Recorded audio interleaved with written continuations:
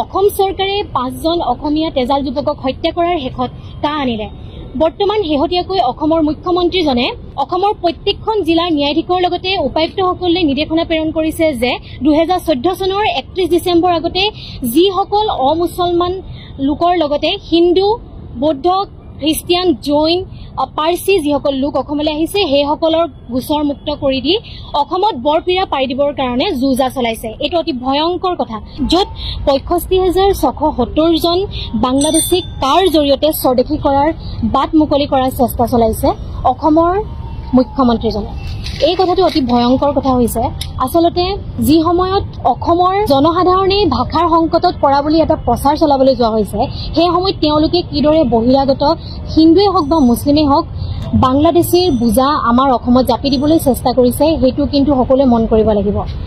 অসমে 5জন যুৱকক হেৰুৱাৰ শেষত আমি যদি এনে এটা চৰকাৰৰ ভয়ংকৰ সিদ্ধান্তৰ পিছতো মাত নেমাতো, সেই 5জন শ্বহীদে ন্যায় পাবনে? সেই 5জন শ্বহীদৰ পৰিয়ালে ন্যায় পাবনে?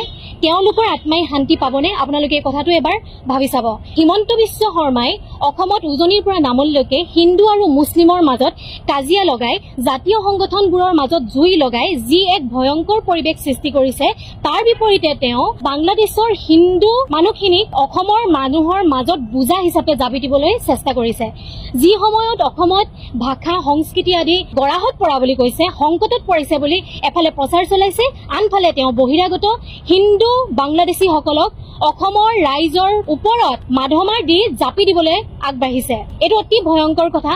এই সময়ত অসমৰ প্ৰত্যেকটো জাতীয় দল সংগঠনে নিজৰ মাজত কাজিয়া নালাগি সকলো একত্ৰিত হৈ চৰকাৰৰ এই হঠকাৰী সিদ্ধান্তৰ বিৰুদ্ধে মাত মতাটো সময়ৰ আটাইতকৈ ডাঙৰ আহ্বান।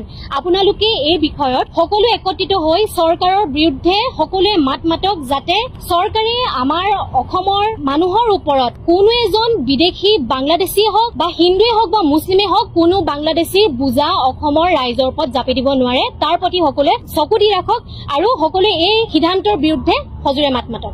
ধন্যবাদ।